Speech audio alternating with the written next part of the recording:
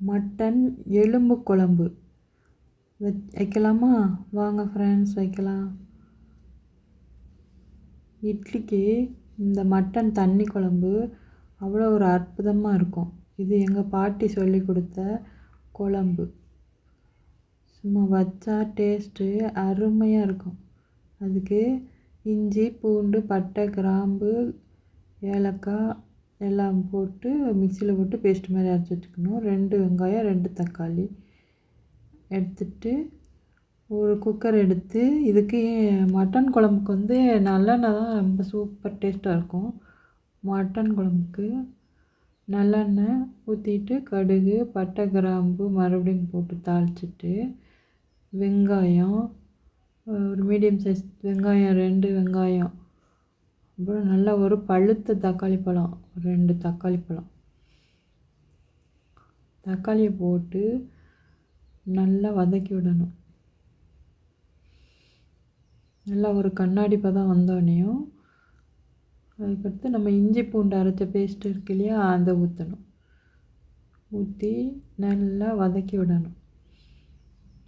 நல்லா எண்ணெய் பிரிஞ்சு வர்ற அளவுக்கு நல்லா வதக்கி விட்டுட்டு அதுக்கப்புறம் மசாலா பொடி போடணும். வத்தப்பொடி 1½ ஸ்பூன், மஞ்சள் பொடி 1/2 ஸ்பூன்,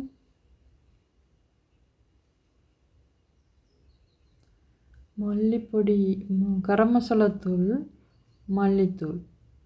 கரம் மசாலா தூள் 1 ஸ்பூன், மல்லித்தூள் 2 ஸ்பூன் போட்டிருக்கேன். போட்டு நல்லா கிரேவி பதத்துக்கு நல்லா தக்காளி உடச்சி விட்டு நல்லா கிளறி விட்டுக்கணும். அதுக்கப்புறம் கழுவி வச்ச மட்டன் எடுத்து போட்டு நல்லா வதக்கி விடணும்.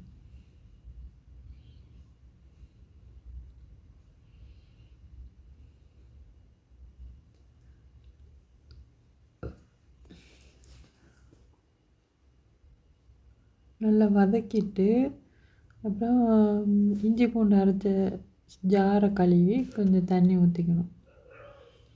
கட்டியாக வேணும்னா இந்த ஸ்டேஜ்லேயே நிறுத்திட்டு மூடி போட்டுக்கலாம். நம்ம தண்ணியாக வைக்கிறதுனால இன்னும் 1 டம்ளர் தண்ணி ஊற்றிக்கலாம். தண்ணி ஊற்றிட்டு நல்லா கிளறி கொடுத்துட்டு உப்பு போடணும். இதுக்கு ஒரு சின்ன ஸ்பூனுக்கு ஒரு 3 ஸ்பூன் உப்பு போட்டிங்கன்னா கரெக்டாக இருக்கும். போட்டு நல்லா மூடி போட்டு விசில் விடணும். ஒரு விசில் அடிக்கவும் சிம்மில் வச்சுட்டு ஒரு 10 மினிட்ஸ் சிம்மில் இருக்கட்டும். அது வாட்டிக்கு 2 விசில் 3 விசில் கணக்கு கிடையாது, 4 விசில் கூட வரும். 10 நிமிஷம் சிம்மில் வச்சுட்டு ஆஃப் பண்ணிட்டோம்னா மட்டன் சூப்பராக வெந்துடும். விசில் அடித்து முடிக்கவும் ஒரு அரை மூடி தேங்காய் எடுத்து ஒரு 4-5 முந்திரி பருப்பு போட்டு பேஸ்ட் மாதிரி அரைச்சி எடுத்து வச்சுக்கணும். விசில் ஆறினோனையும் ஓப்பன் பண்ணால் இந்த மாதிரி தான் இருக்கும்.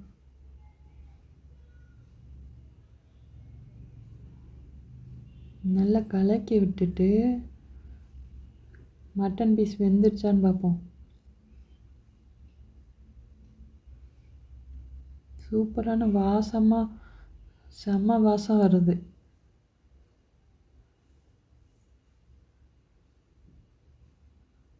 பாருங்கள் மட்டன் பீஸ் எப்படி வெந்திருக்குன்னு. சூப்பராக வெந்து வந்துருச்சு.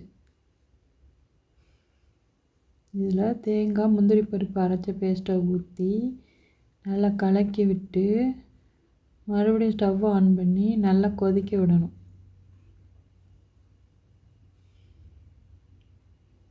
இந்தளவு கொதித்த உடனே சிம்மில் வச்சு மூடியை சும்மா மேட்ராக்கில் வச்சு ஒரு 5 நிமிஷம் கொதிக்க விட்டு சும்மா மூடி விசில் போடக்கூடாது, மூடி போட்டு சும்மா மேல்ட்ராக்கில் மூடி வச்சு எடுத்து பார்த்தா இந்த மாதிரி எண்ணெய் பிரிஞ்சு அழகாக குழம்பு ரெடி ஆயிடுச்சு. அவ்வளோதான், குழம்பு ஆஃப் பண்ணிட வேண்டியதான்.